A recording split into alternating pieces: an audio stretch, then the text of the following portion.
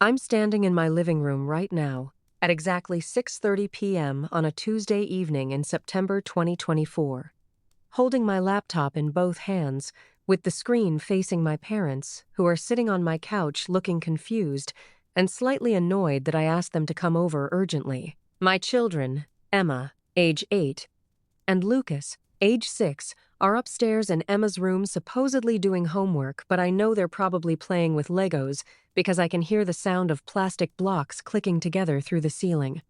My husband David is standing next to me with his arms crossed over his chest, his jaw clenched so tight I can see the muscle twitching, and he looks angrier than I've ever seen him in our 12 years of marriage. My mother, Patricia Taylor, is sitting on the left side of the couch wearing her usual pastel cardigan today. It's lavender with her hands folded primly in her lap, and that patient, slightly condescending smile on her face that she always uses when she thinks I'm being dramatic or overreacting. My father, Robert Taylor, is sitting on the right side in his khaki pants and polo shirt, looking at his watch like he has somewhere better to be, even though I know for a fact that they have nothing planned tonight except going home to watch Wheel of Fortune like they do every single Tuesday. They have no idea what's about to happen. No idea that their entire relationship with me, with their grandchildren, with this family is about to completely implode in the next 10 minutes. Susan, sweetheart, what's this all about? My mother asks in that sweet, patient voice that used to make me feel safe when I was a child, but now just makes my skin crawl. You sounded so upset on the phone. Is everything all right? Are the children okay? The children are fine, Mom. I say, and my voice sounds surprisingly steady even though inside I'm shaking with rage and hurt and betrayal. But we need to talk about what you've been saying to them when you babysit. My father's expression changes slightly, just a flicker of something that might be concern or might be guilt. I can't tell which. What do you mean, what we've been saying? We don't say anything inappropriate. We just play with them and read them stories and... I installed a nanny cam 6 weeks ago, I interrupt him, and I watch both of their faces go very still, in the living room, with audio. It records everything that happens when you're here babysitting. Everything you say, everything you do. And I've been watching the footage. My mother's smile doesn't waver, but something shifts in her eyes. Susan, that's a bit paranoid, don't you think? We're their grandparents, not strangers. Why would you need to spy on us? Because Emma came home 2 months ago and told me that Grandma said I don't really love her, I say. My voice getting louder now, harder. Because Lucas asked me why I didn't want him when he was a baby. Because my 8-year-old daughter asked me if I'm a bad mother. And when I asked them where they got these ideas, they said you told them. That's ridiculous, my father says immediately, standing up from the couch. We would never say anything like that. The children must have misunderstood. I have it on video, I say flatly. Hours and hours of video. Of you telling my children that I'm a bad mother. That I don't love them as much as you do. That I didn't want them. That I'm too busy with work to care about them. That they should live with you instead of me. I have all of it. Every single word. Recorded. Time-stamped. Dated. The room goes completely silent, except for the sound of Legos clicking upstairs and the hum of the refrigerator in the kitchen. My mother's face has gone very pale. Susan, if we said anything that was taken the wrong way, I'm sure it was just, let me show you, I say, turning the laptop around so they can see the screen. This is from last Tuesday, September 3rd. You were babysitting while David and I went to that work dinner. Watch. I press play. The nanny cam footage fills the screen my living room from the angle of the bookshelf, where I hid the camera behind a potted plant. The timestamp in the corner reads 6:47 p.m.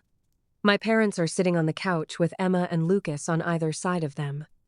Emma is showing my mother a drawing she made at school. On the video, Emma says, I made this for Mommy. Do you think she'll like it? And my mother, my own mother, the woman who raised me, says, Oh, I'm sure she'll barely look at it, sweetheart. Your mommy is always so busy with her important job. She doesn't really have time to appreciate the sweet things you make for her. But Grandma loves it. Grandma always has time for you. I watch my parents' faces as they watch the video. My mother's mouth opens slightly, but no sound comes out. My father looks like he's been slapped. Keep watching, I say coldly. On the screen, Lucas asks, "Why is Mommy always at work?" And my father who taught me to ride a bike and came to every single one of my softball games, says, "Well, buddy, your mommy cares more about her job than she does about being with you and your sister." Some mommies are like that. They have babies, but they don't really want to be mothers. But that's okay, because Grandma and Grandpa love you very, very much, more than anyone else does. I stop the video. The silence is deafening. "That's from one day," I say, my voice shaking now with the effort of staying calm. "One day. I have 6 weeks of footage. Do you want to see more? Do you want to see the video from August 27th where Mom told Emma that I was a bad mother because I let her watch TV? Or August 30th where Dad told Lucas that I didn't really want him when he was born? Or September 1st where you both told my children that they should come live with you because I'm too busy to take care of them properly?" "Susan, please, let me explain," my mother starts, tears forming in her eyes now, but I'm not done. "You have been systematically trying to turn my children against me," I say, "and now I'm not trying to stay calm anymore. Now I'm letting all the rage and pain pour out. For months. Maybe longer, I don't know, because I only installed the camera 6 weeks ago. You've been telling them that I don't love them, that I'm a bad mother, that they'd be better off with you. You've been engaging in textbook parental alienation against your own daughter. Do you understand how fucked up that is?" "Language, Susan," my father says automatically, and David actually laughs, a harsh, bitter sound. "Language?" David says incredulously. "You've been psychologically abusing our children for months, and you're concerned about language?" My mother is crying now, mascara running down her cheeks. "We were just trying to help. You work so much, Susan. You're always busy.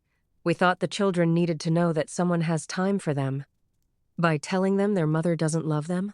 I'm shouting now. By telling them I didn't want them? By trying to make them think they'd be better off living with you? "We never said they should live with us," my father tries to say. "September 5th, I snap.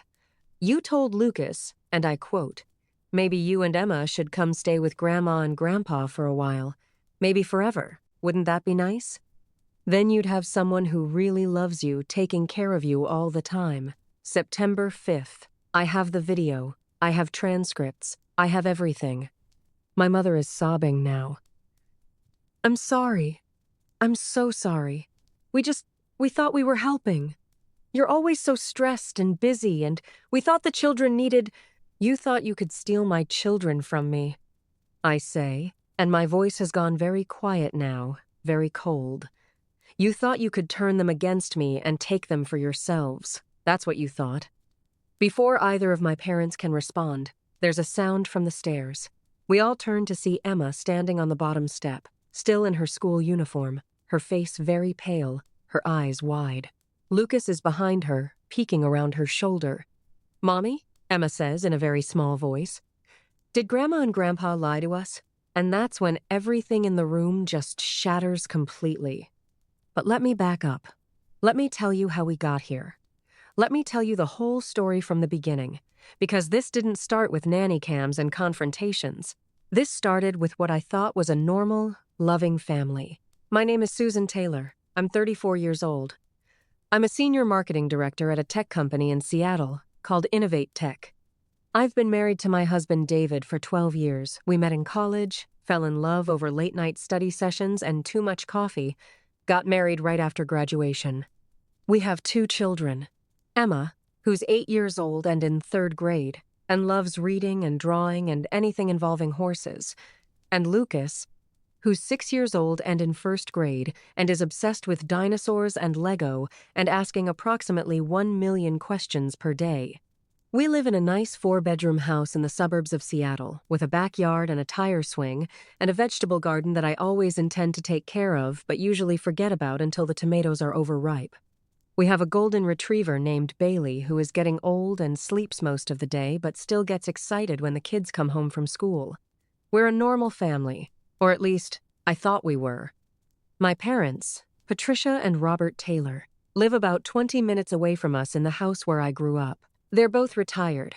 My dad was an accountant. My mom was an elementary school teacher, and they've always been very involved grandparents since Emma was born 8 years ago. They'd come over for Sunday dinners. They'd take the kids to the park. They'd babysit when David and I needed a date night or had work events. I thought I was lucky to have parents who were so eager to be part of their grandchildren's lives. I thought I was blessed to have that kind of family support. I should have known something was wrong earlier. But you don't expect your own parents to try to steal your children from you. You don't look for that kind of betrayal from the people who raised you. It started about 4 months ago, in May 2024. I'd just gotten a promotion at work, from marketing manager to senior marketing director. It was a huge accomplishment. I'd been working toward it for 3 years. It came with a significant raise, a bigger team to manage, more responsibilities, more visibility in the company. I was thrilled. My parents came over for dinner to celebrate. I made a nice meal, roasted chicken, vegetables, potatoes, and we had champagne and cake. Emma and Lucas made me congratulations cards. David gave a toast. It should have been a perfect evening.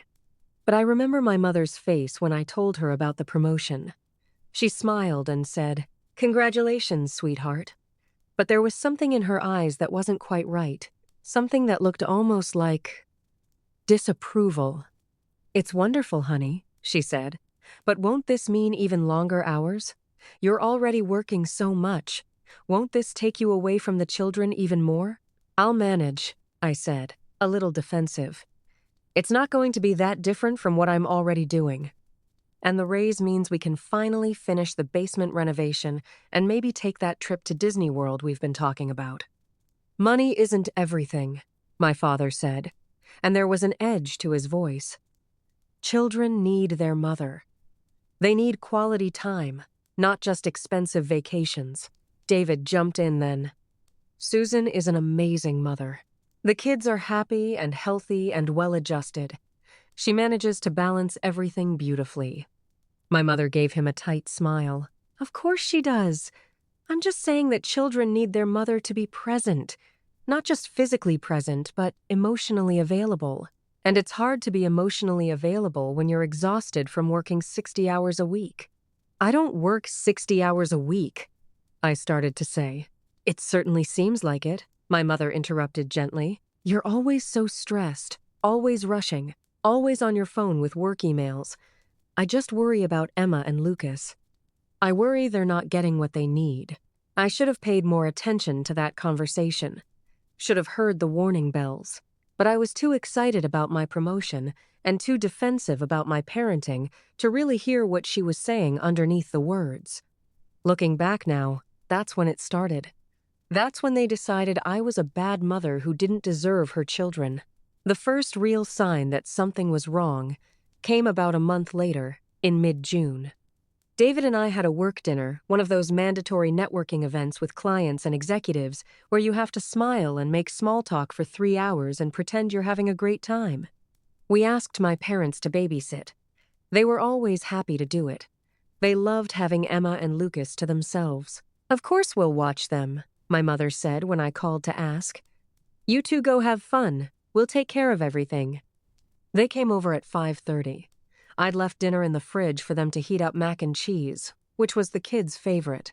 I'd left detailed instructions about bedtime routines and what shows they were allowed to watch and emergency contact numbers, even though my parents had babysat probably 100 times and knew all of this already. "We'll be fine, sweetheart," my mother assured me. "Go. Enjoy your evening. Don't worry about the children. They're in good hands." We got home around 10 p.m. The kids were in bed. The house was clean. My parents were watching TV in the living room. "How were they?"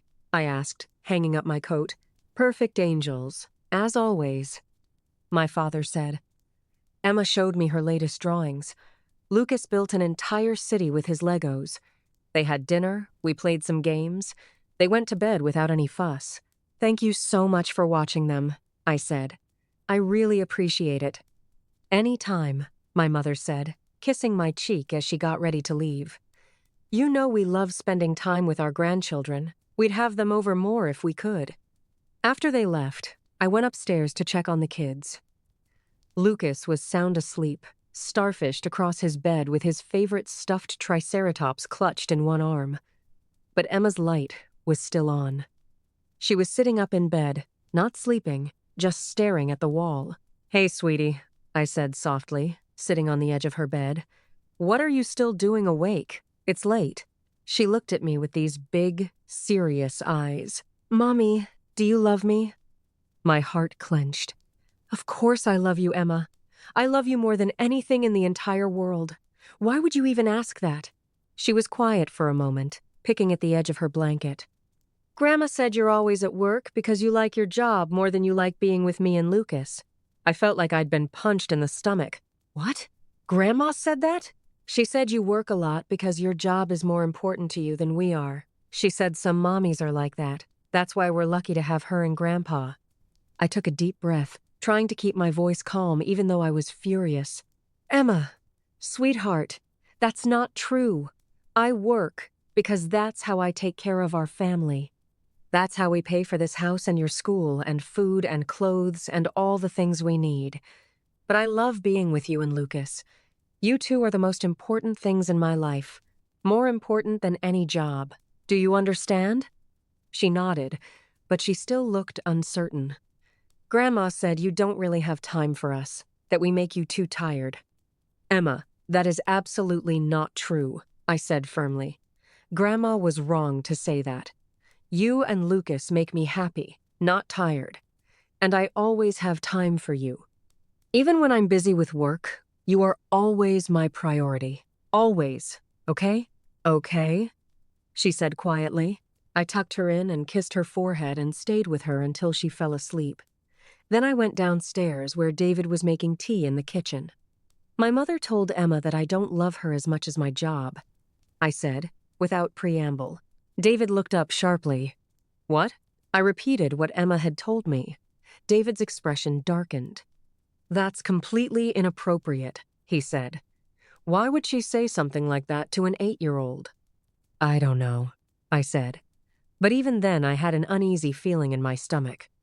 Maybe she didn't mean it the way Emma understood it?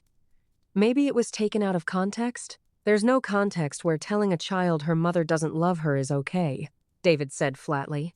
"You need to talk to your mother." So the next day, I called my mother, told her what Emma had said, asked her what happened. "Oh, Susan, I'm sure she misunderstood," my mother said smoothly. "We were talking about different kinds of jobs, and I might have mentioned that some parents work a lot and their children miss them. That's all.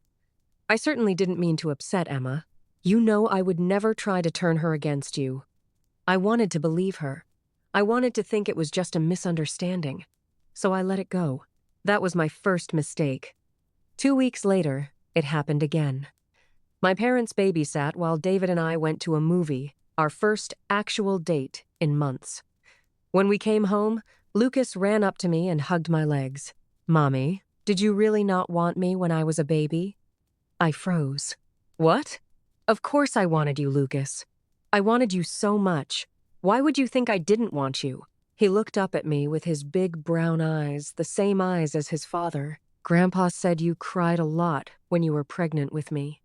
He said maybe you didn't really want to have another baby, but you did anyway." I looked over at my father, who suddenly seemed very interested in putting on his shoes. "Dad," I said sharply, "did you tell Lucas I didn't want him?" "I didn't say that," my father said defensively. "I said you were stressed during your pregnancy, which you were. You were working full-time and taking care of Emma, who was only 2 years old. It was a difficult time. I might have mentioned that you were overwhelmed." "He's 6 years old," I said, my voice rising. "Why would you tell a 6-year-old that his mother was overwhelmed when she was pregnant with him? How is that helpful? How is that appropriate?" "I was trying to explain why you're always so busy and tired," my father said. "He asked why you don't play with him as much as Grandma does. I was just being honest." Being honest? I was getting really angry now. Being honest would be saying, "Mommy loves you very much, but she has a job and responsibilities." Not implying that I didn't want him. "Susan, "You're overreacting," my mother said, putting her hand on my arm. "Your father didn't mean anything by it. You're being too sensitive." David stepped in. "I think you both should leave now," he said quietly. But his voice had that dangerous edge that meant he was really angry. "Susan will call you later, when she's calmed down." "When she's calmed down?" my mother said indignantly. "We've done nothing wrong. We're just trying to be honest with the children. They ask us questions, and we answer them." "Get out," I said. "Get out of my house right now." They left. But before they went, my mother turned to me and said, "You know, Susan, if you spent more time with your children instead of working all the time, they wouldn't need to ask us these questions. They'd know you love them. They'd feel secure. But you're always gone, always busy. We're just trying to fill the gaps you're leaving."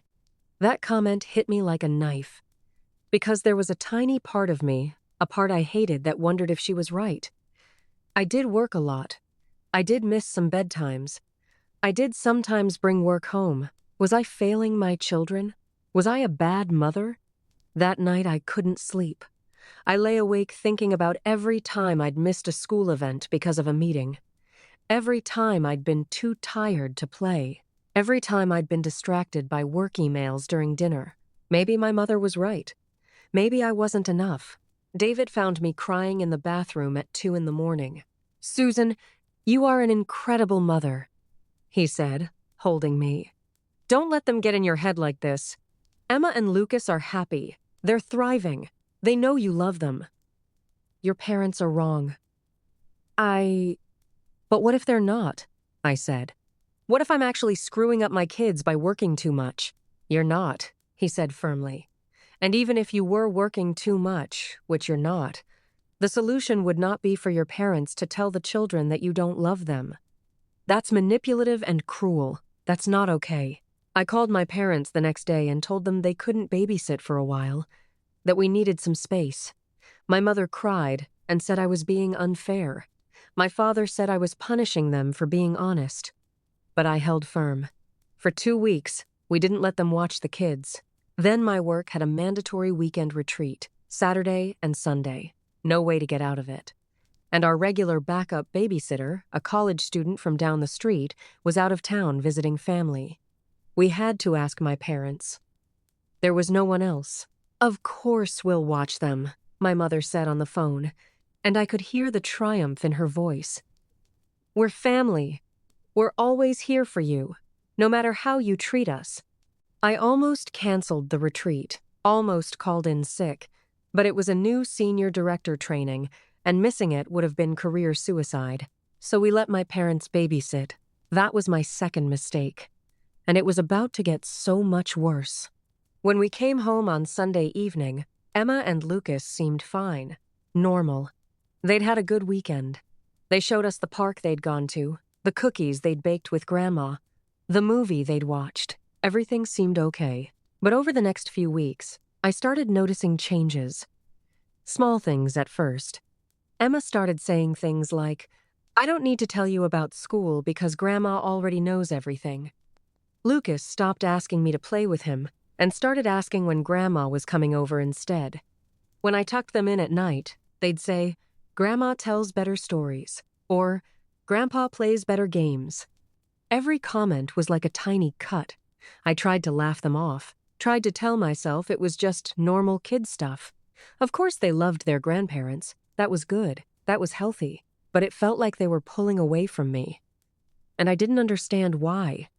Then, in early August, we went to Emma's school for parent-teacher night. Her teacher, Mrs. Harrison, pulled me aside. "Emma's been saying some concerning things lately," she said carefully. "About you and her home life." My stomach dropped. "What kind of things?"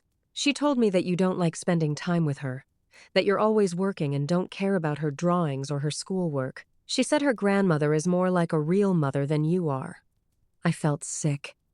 That's not true. That's not true at all. I love spending time with Emma. I love her drawings. I help with her homework every night. "I know," Mrs. Harrison said gently. "I see you at every school event. I see you volunteering in the classroom. I know you're very involved. That's why I wanted to mention this. Because what Emma is saying doesn't match what I observe. And that's usually a sign that someone is putting ideas in her head. Someone was putting ideas in her head. My parents. And they'd been doing it for months. That night I sat down with Emma and asked her directly, "Has Grandma been saying things about me? Things that make you think I don't love you or don't want to spend time with you?" Emma looked uncomfortable, guilty. "Grandma said I shouldn't tell you what we talk about. She said it would make you mad and you'd stop letting her see us." "Emma, sweetheart, I need you to tell me the truth. What does Grandma say about me?" And Emma, my sweet 8-year-old daughter, started crying and said, "She says you wish you never had kids, that you only had me and Lucas because Daddy wanted them, that you'd rather be at work than with us, that we're just a burden to you." I sat there in complete shock. My own mother was telling my children that I didn't want them, that I saw them as a burden, that I regretted having them. What kind of grandmother does that? That's when I knew I needed proof. Because if I confronted my parents again, they'd just deny it. They'd say Emma misunderstood. They'd make me look paranoid or crazy. I needed evidence. So I ordered a nanny cam from Amazon. It arrived 2 days later. A small camera, disguised as a smoke detector. I installed it in the living room, angled to capture the couch where my parents always sat with the kids. It had audio, it had night vision, it saved everything to the cloud. I didn't tell my parents about it. I didn't tell anyone except David. "This feels wrong," I said as I was setting it up. "Spying on my own parents. They've been lying to your face for months," David said. "You need to know what they're really saying to our kids. This isn't wrong. This is protecting our children." So I set it up. And I waited. 3 days later, I had a work event that I couldn't miss. An important client dinner. We needed a babysitter. I called my parents. "Of course we'll watch them," my mother said sweetly. "We love spending time with our grandchildren. You know that." They came over at 5:30 p.m. I left detailed instructions as usual, told them we'd be home by 10. And then I left. And the camera recorded everything. I didn't check the footage that night. I was too tired from the dinner. But the next morning, while David was getting the kids ready for school and I had 20 minutes before I needed to leave for work, I opened the app on my phone and pulled up yesterday's footage. I started watching from 6 p.m. My parents on the couch with Emma and Lucas. At first, everything seemed normal. They were talking about school, looking at Emma's homework, playing with Lucas's dinosaurs. Then at 6:47 p.m., the conversation shifted. "Emma, I made this drawing for Mommy at school today. Do you think she'll like it?" My mother. "Oh, I'm sure she'll barely look at it, sweetheart. Your mommy is always so busy with her important job. She doesn't really have time to appreciate the sweet things you make for her. But Grandma loves it. Grandma always has time for you. Would you like to make another drawing for Grandma instead?" I felt like I'd been slapped. I rewound it and watched again. Listened to my mother's voice so sweet, so gentle, telling my daughter that I wouldn't appreciate her drawing. I kept watching. Lucas. "Why does Mommy have to work so much?" My father. "Well, buddy, your mommy cares more about her job than she does about being with you and your sister. Some mommies are like that. They have babies, but they don't really want to be mothers. But that's okay, because Grandma and Grandpa love you very, very much, more than anyone else does." I had to pause the video. I was shaking so hard I almost dropped my phone. My father had just told my 6-year-old son that I didn't want to be a mother, that I cared more about my job than about him. I forced myself to keep watching. It got worse. At 7:15 p.m., during dinner, Emma. "Mommy says she loves spending time with us, but she's always tired." My mother. "Of course she's tired, sweetheart. That's because she doesn't really want to spend time with you. She does it because she has to, because she's your mother. But it makes her tired because it's not what she wants to be doing. She'd rather be at work. Some people just aren't meant to be parents. But don't worry, you have Grandma and Grandpa. We actually want to be with you. We're not tired of you. We'll never be tired of you." Lucas. Does mommy love us? My father. I think your mommy loves you in her own way, buddy, but not the way a real mother should love her children.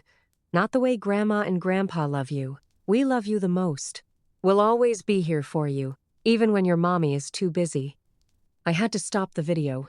I ran to the bathroom and threw up.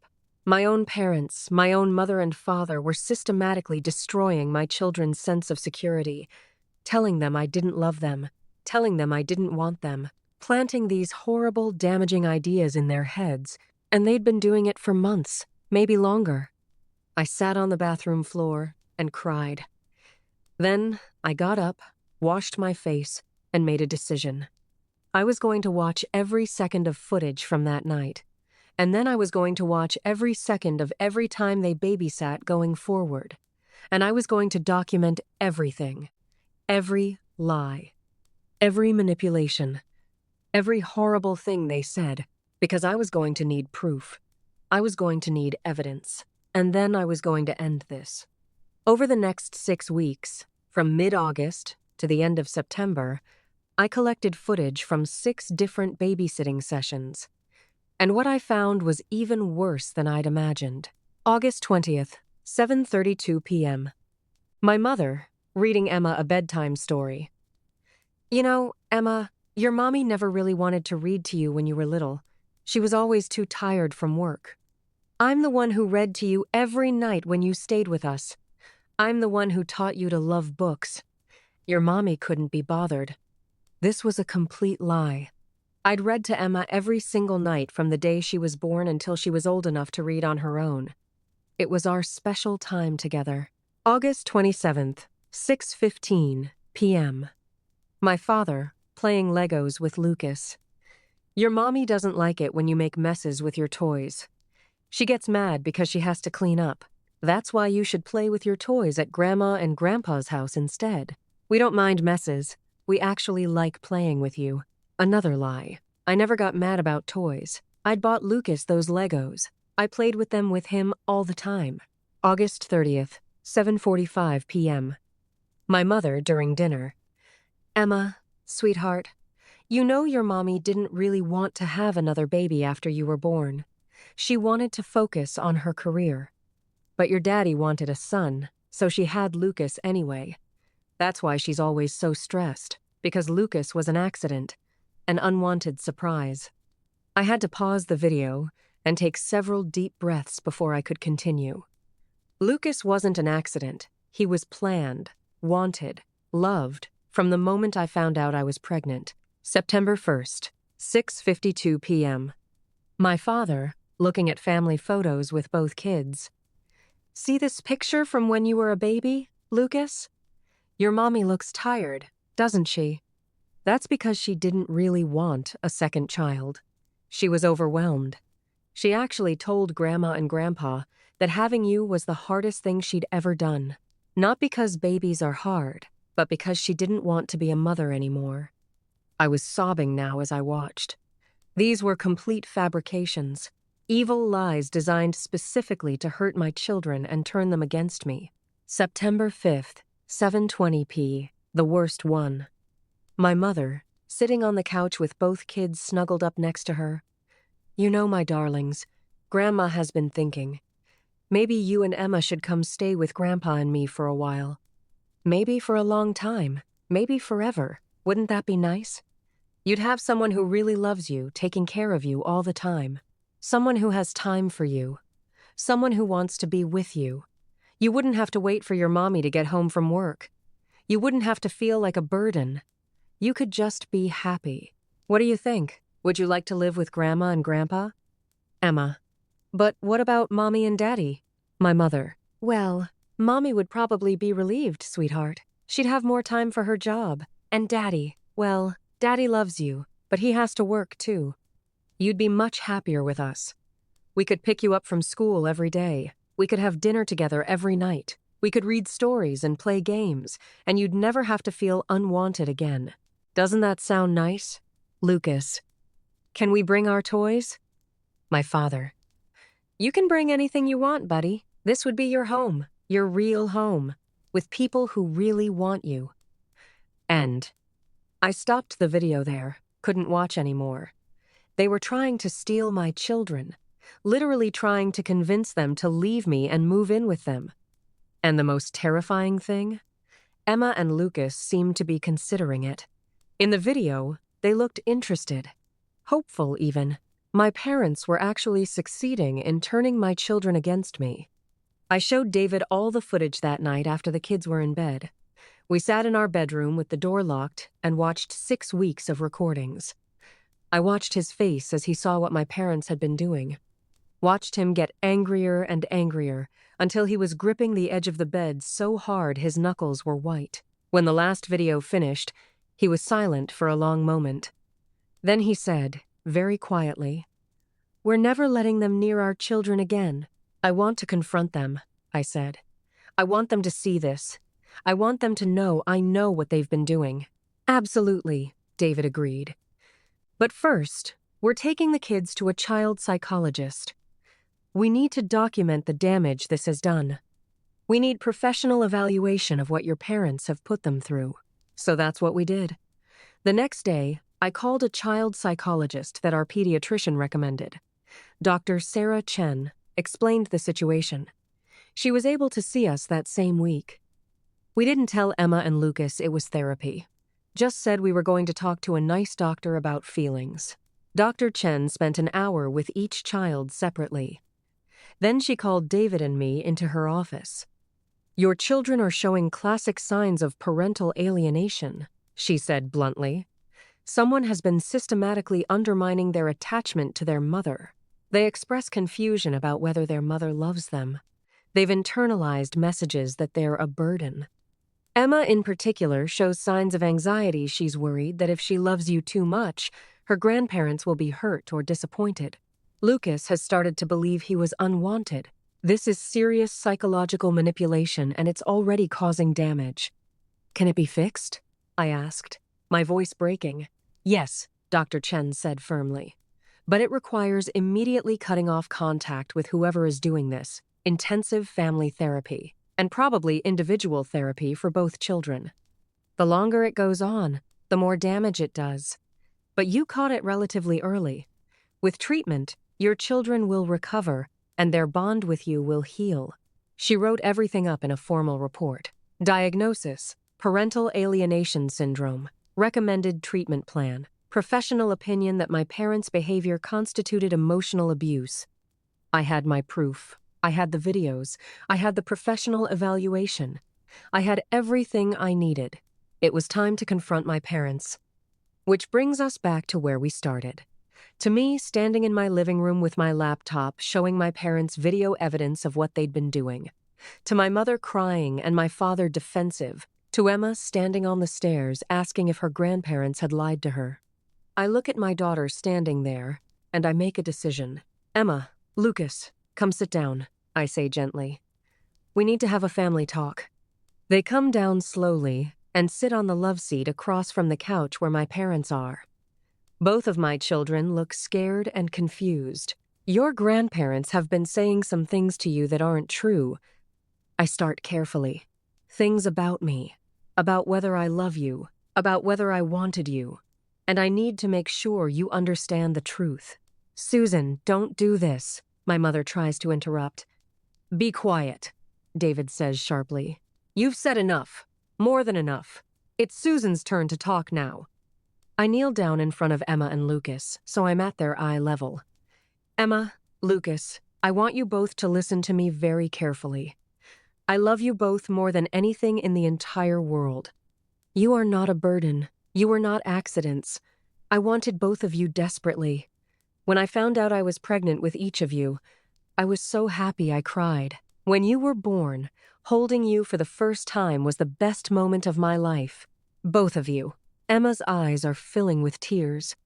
"But Grandma said—" "Grandma was lying," I say gently but firmly.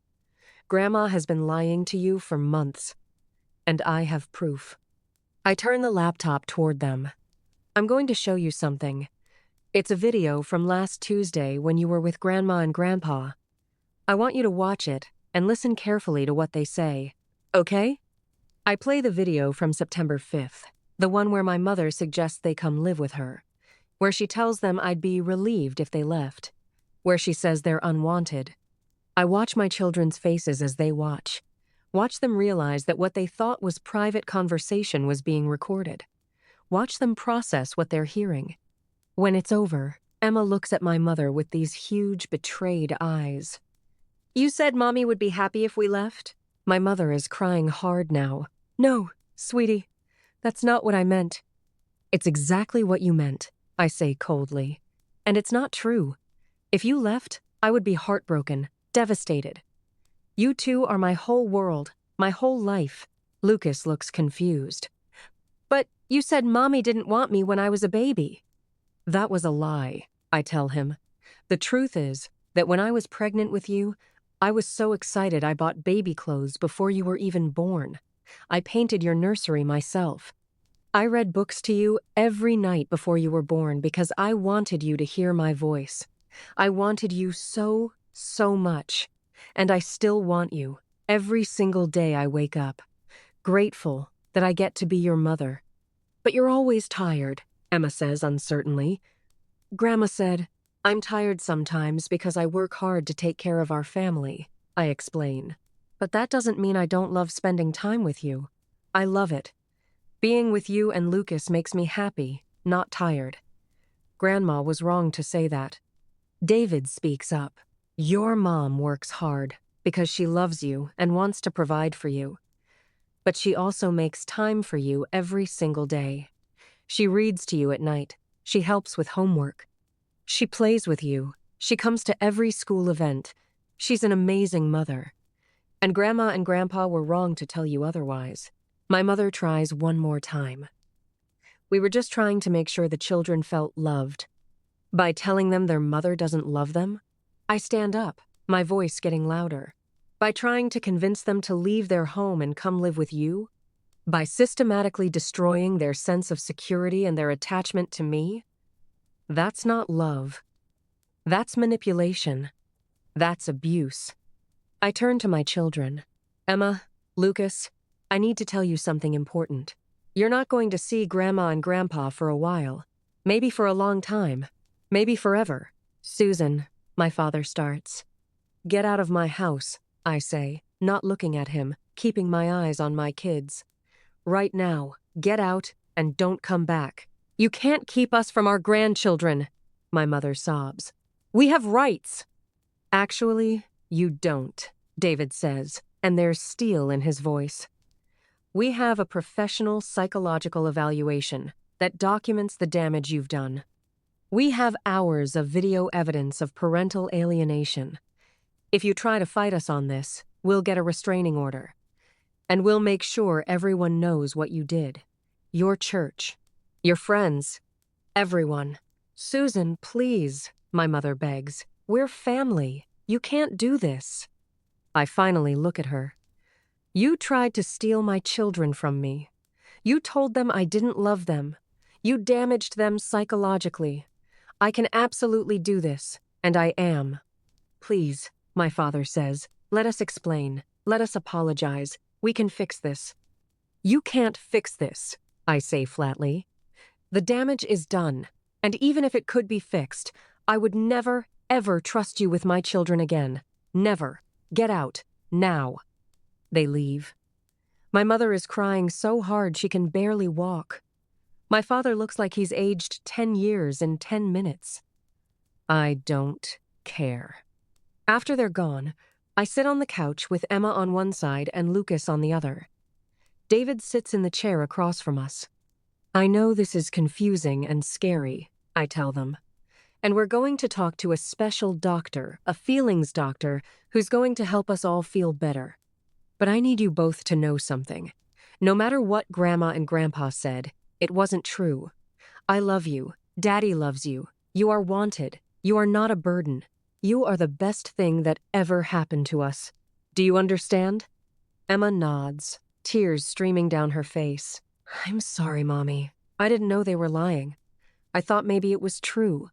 I thought maybe you didn't really want us." "Never," I say fiercely, pulling her into a hug.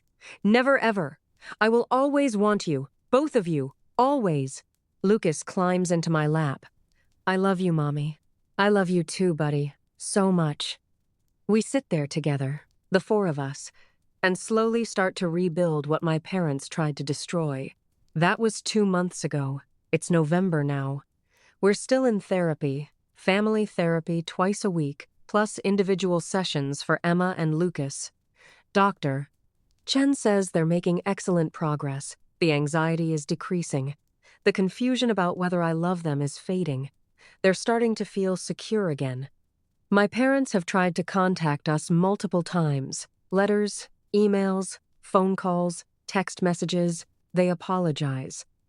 They say they never meant to hurt anyone. They claim they were just trying to help. They say they love us and want to be part of our lives again. I don't respond. I've blocked their numbers. I return their letters unopened. I've made it clear to extended family that anyone who tries to facilitate contact between my parents and my children will also be cut off. Some family members think I'm being too harsh. My aunt called me and said, "They're your parents. They made mistakes, but they're family. You should forgive them."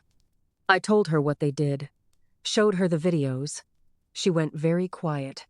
Then she said, "I had no idea it was that bad. I'm so sorry." My uncle tried to argue that they deserve another chance. I sent him Dr. Chen's report documenting the psychological damage my children suffered. He stopped arguing. The truth is, I don't know if I'll ever let my parents back into our lives. Maybe someday, with years of therapy and sincere change. Maybe if they acknowledged what they really did and took full responsibility. But right now, no. Absolutely not. My children are healing. Emma doesn't ask if I love her anymore. Lucas doesn't question whether he was wanted. They're laughing more, playing more, being kids again instead of anxious, confused, manipulated pawns in my parents' twisted game. And I'm healing too. The guilt is fading, the guilt my mother planted that I was a bad mother for working. I know now that I'm a good mother. I'm not perfect, but I love my children fiercely, and I would do anything to protect them, including cutting off my own parents when they tried to destroy my family. People ask me if I regret installing that nanny cam, if I wish I hadn't found out what they were saying. The answer is no. Never. Because if I hadn't found out, they would have kept doing it. Kept poisoning my children against me, kept trying to convince them to leave me, and eventually, it might have worked. Instead, I caught it, stopped it, saved my children from years more of manipulation and psychological abuse. The nanny cam was the best decision I ever made. My parents told my children I was a bad mother while babysitting. They tried to turn my kids against me. They engaged in systematic parental alienation. I caught them on camera, documented everything, cut them off completely. And I would do it again in a heartbeat.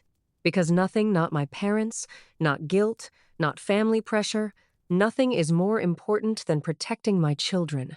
Nothing.